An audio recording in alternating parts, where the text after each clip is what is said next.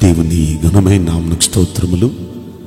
ఈ వాగ్దానం వింటున్న మీకందరికీ మన ప్రభువును ప్రియ రక్షకుడైన యేసుక్రీస్తు నామములో శుభములు, మా హృదయపూర్వకమైన వందనములు తెలియచేస్తున్నాం. ఈరోజు దేవుని వాగ్దానం నిర్గమాకాండం 33వ అధ్యాయము 14వ వచనం. నా సన్నిధి నీకు తోడుగా వచ్చును, నేను నీకు విశ్రాంతి కలుగచేసేదను.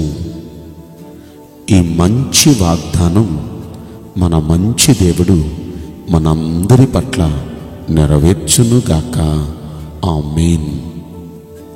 ఈ వాగ్దానం మన దేవుడు తన భక్తుడైన మోషేకు ఇస్తున్న వాగ్దానం.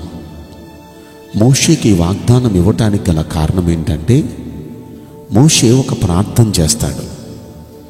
ఆ ప్రార్థనకు ముందు దేవుడు మోషేతో అన్నాడు, ఈ ప్రజలైన ఇశ్రాయేలుని తీసుకుని నువ్వు వెళ్ళు, అయితే నేను మీతో రాను. ఎందుకు రానంటే, వీరు లోబడనొల్లని ప్రజలు కనుక నేను వీళ్ళతో రాను.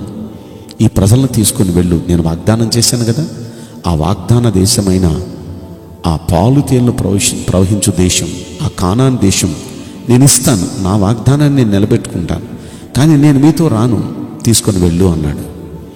దానికి మోషే బ్రతిమలాడుతున్నాడు, అయ్యా వారు తప్పు చేశారు, వారు చేసిన తప్పును బట్టి మీరు రాను అంటే, అయ్యా మీరు రాకపోతే మాకు ఆ వాగ్దాన దేశం కూడా అక్కర్లేదయ్యా, మీరు లేని మీరు రాని ఆ వాగ్దాన దేశం మాకు అక్కర్లా, మీరు మాతో కూడా వస్తే మేము ఇక్కడ నుండి దయచేసి బయలుదేరతామయ్యా, మీరు రాకపోతే మేము బయలుదేరమయ్యా, దయచేసి అయ్యా మీ సన్నిధి మాకు తోడుగా రావాలయ్యా, మీరు మాకు కావాలయ్యా అని బ్రతిమలాడాడు.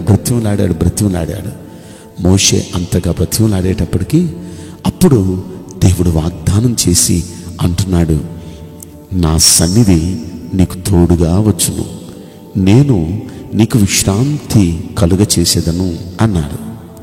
ప్రియ దైవజనాంగమా, దేవుని సన్నిధిని ఆ రోజు మోషే అలా అడగబట్టి దేవుని సన్నిధి ఇశ్రాయేలీయులకి తోడుగా వెళ్ళింది. ఇశ్రాయేలీయులకి దేవుని సన్నిధి తోడుగా ఉండబట్టి వారి కళ్ళ ముందు ఎన్ని కార్యాలండి. ప్రతిరోజు సమస్య వారికి, కానీ ప్రతి సమస్యను ఆయన అద్భుతంగా చేస్తూ వెళ్ళారు. ప్రతిరోజు వారికి రకరకాల చికాకులు, రకరకాల లోటులు, రకరకాల శత్రుభీతి, రకరకాల భయంకరమైన పరిస్థితులు ప్రతిరోజు. అయితే ప్రతిరోజు ఆయన వారితో కూడా ఉండబట్టి అద్భుతాలు చేస్తూ ఆ సమస్యను అద్భుతంగా మారుస్తూ నోటి నిండా నవ్విస్తూ గంతులు వేసే సంతోషం దేవుడు వారికి ఇస్తూ వచ్చారు. ఈ రోజున మన జీవితంలో కూడా ఇప్పటి వరకు మనకేం జరిగిందో మనకి తెలుసు, కానీ ఇక మీదట మరుక్షణంలో ఏం జరగబోతుందో కూడా మనకు తెలియదు. ఈ తర్వాత రోజు పరిస్థితి మనలో ఎవరికీ తెలియదు. ఎలా ఉంటుందో ఏమో, ఒక భయకంపితమైన వాతావరణం, అనేక సమస్యలు, అనేక ఛాలెంజెస్ ఇప్పటి వరకు మన జీవితంలో మనం ఎదురు చూస్తూ వచ్చాం. ఇక మీదట పరిస్థితి ఎలా ఉంటుందో కూడా తెలియని పరిస్థితుల్లో ఉన్నాం.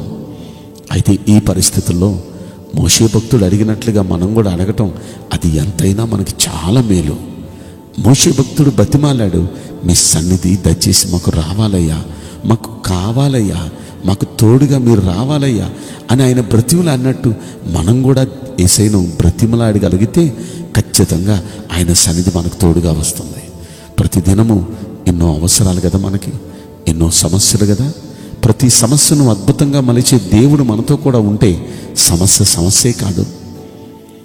అగ్నిగుండం పెట్టారు షడ్రకు, మెషకు, అబేద్నెగోకి, అగ్నిగుండంలో వేసేసారు వాళ్ళని. కానీ ఆ అగ్నిగుండం కూడా వాళ్ళకి ఆనందంగా ఉంది, పాటలు పాడి నాట్యం ఆడుతున్నారు. కారణం ఆయన వారితో కూడా ఉన్నాడు కాబట్టి. సింహాల గుహలో వేసేశారు దానియేలుని, కానీ ఆ సింహాల గుహలో కూడా ఆనందిస్తున్నాడు దానియేలు, ప్రార్థిస్తున్నాడు, పాడి స్తుతిస్తున్నాడు. కారణం సింహాల గుహలో దేవుడు ఆయనతో ఉన్నాడు కాబట్టి ఆ సింహాల వలన తనకి ఏ ఆపద లేదు, ఏ ఇబ్బంది లేదు. ఎలాంటి పరిస్థితులు గుండా మనం వెళ్ళినా మన ప్రభు సన్నిధి మనతో కూడా ఉంటే ఆ ప్రభు సన్నిధి మనం ఏడవాల్సిన సమయంలో ఆనందించేటట్టు చేస్తుంది, మన అక్కర్లు ఏ కొరతలున్నా కొరతలన్నీ ఆయన సన్నిధి తీరుస్తుంది. ఆయన సన్నిధి మనకు తోడుగుంటే శత్రు భీతి కూడా మనకేముండదు.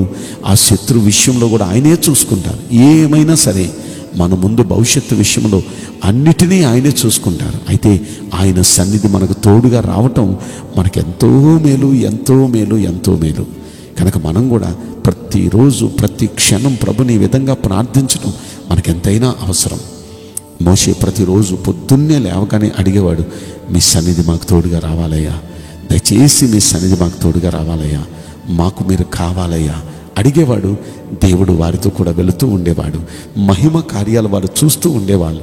మహిమ వారిని నడిపించేది.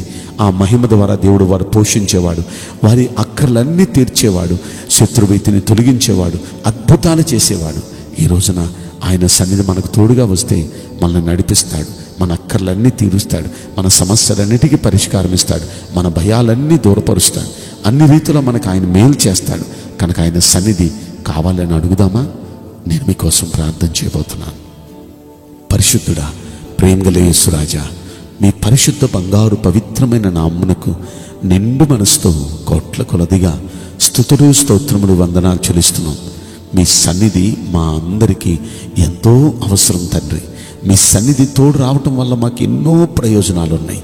అయితే దయచేసి ఈ వాగ్దానం వింటున్న ప్రతి ఒక్క బిడ్డకు మీ సన్నిధి తోడుగా వచ్చునుగాక. మీ నెమ్మది, మీ సమాధానం ప్రతి కుటుంబంలో ఉండునుగాక. నిశ్చయంగా కృపను అనుగ్రహించి ఈ వాగ్దానం నెరవేర్చమని ఈ కొద్ది మనవులు నజరుడైన యేసుక్రీస్తు ప్రశస్తమైన నామములో మిక్కిలి వినయముతో ప్రార్థించి బ్రతిమలాడి వేడుకుంటున్నాం ప్రియ పరలోకపు తండ్రి. Amen. May God bless you all. Thank you.